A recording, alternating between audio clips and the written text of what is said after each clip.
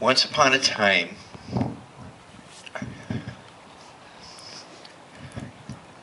Jesus, I found it. Once upon a time, Jesus was making his way on earth.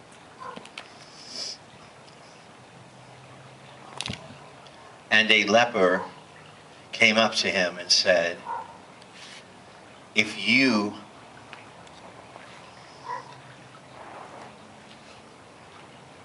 so choose, you can heal me.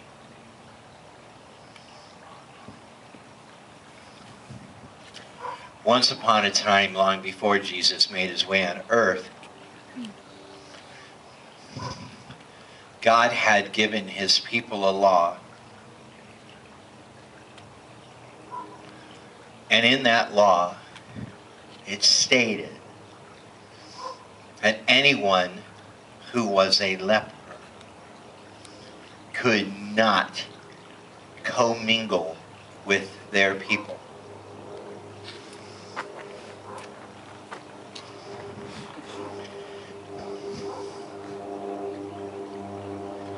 They were considered unclean.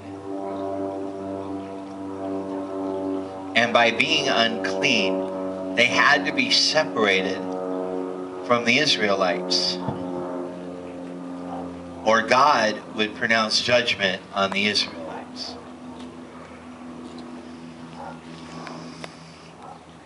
Leprosy was seen as the product of sin, and that the sin that caused a person's leprosy was contagious and would spread all through the camp. So no matter who you were removed from your family, your friends, your children, your people, your community, and forced to live away from everyone. And if anyone was in eye vision of you who was not a leper, you had to announce that you were unclean, so they would know not to get anywhere near you. Or they would be ceremonially unclean and be removed from their people for a period of days. So once a person became a leper, their lives were ruined. There was no hope for them. They were never going to be allowed back in. They were doomed to separation for their entire lives. And since they were being separated because of some sin, didn't that kind of mean they were separated for all eternity? Isn't that what it probably felt like to them? You know, imagine what it was like to be in their shoes. Imagine how lonely and isolated and fearful and lost and desperate and hopeless it would have to feel. To know that life was going on without you. To know you weren't welcome to the life you were born into.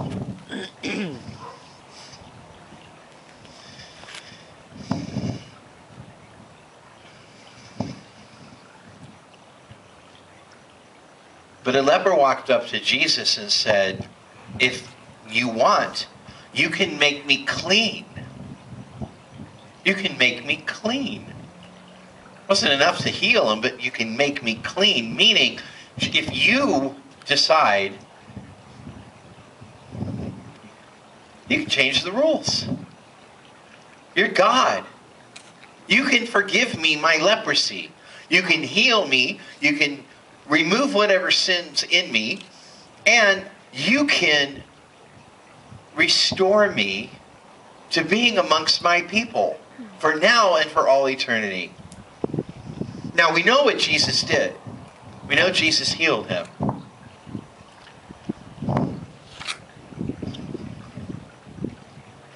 Jesus said we were to follow his example. Jesus said we were supposed to do what he did. Jesus said, greater works were we going to do.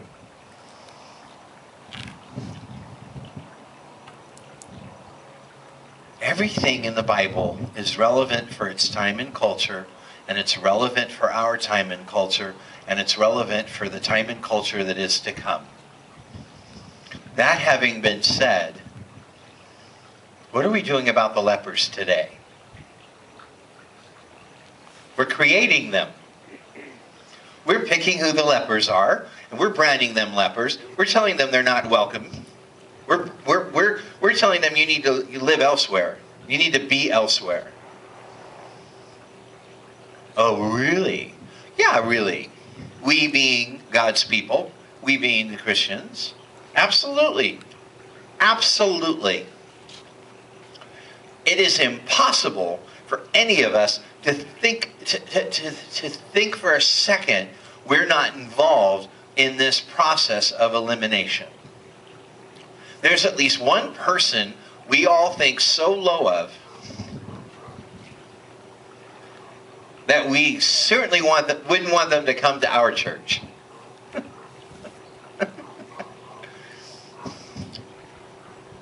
But then there's groups of people that we're disgusted by. I was just on the internet and I watched a clip of Pat Robertson raising money to help the people in Haiti. And while he was doing that, he was communicating to his audience that a long time ago, the Haitian people made a conscious pact with the devil to serve him so that they would prosper. This is part of the Haitian history according to Pat Robertson. This thing was posted on Facebook by a friend of mine from California. And she posted it and she said, I was raised by a Haitian woman and I find this offensive. So I clicked on it and I watched the minute and 18-second video. And Pat Robertson is talking and he's saying what I just said he said. And then he says, but this doesn't matter now. Because the people that are there are suffering. And we as Christians need to rise and support these people regardless of their history. Well, I've always branded Pat Robertson a leper, and oddly enough, this is one thing he said that didn't bug me. He can come to my church tonight, because today he doesn't bug me. However, I guess he basically said to Haitians, we can help them, but maybe they shouldn't come to our church. I don't know. It didn't sound like that to me, but it sounded like that to my friend in California. Well, my friend in California labeled Pat Robertson a leper.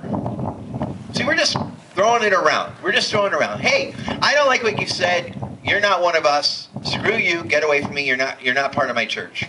Leper. We have been doing this since the beginning. Read your Bible. See how well the early Christians got along. We have been doing this for too long. We have created denominations by doing this. For goodness sakes, the regular Baptists think the Southern Baptists are lepers. There's the right Baptist and the wrong Baptist. Then there's some of us that wouldn't be caught dead saying they were a Baptist. But we like the Lutherans. Who don't like the Methodists? I don't know. But there's nothing but history of this. There's nothing but history. And don't tell me people don't talk like that. Don't tell me people don't talk like that. You know what? They do talk like that. They talk about it at the dinner table at home. They say, well, we're the better church. We go to the good church. You bet they talk like that. You know what? Find me someone who doesn't talk like that. And I'll eat a bug. But just in case you want to feed me a bug, I'll stretch that out too. Find me someone who's never talked like that. We've all done it. We've all done it.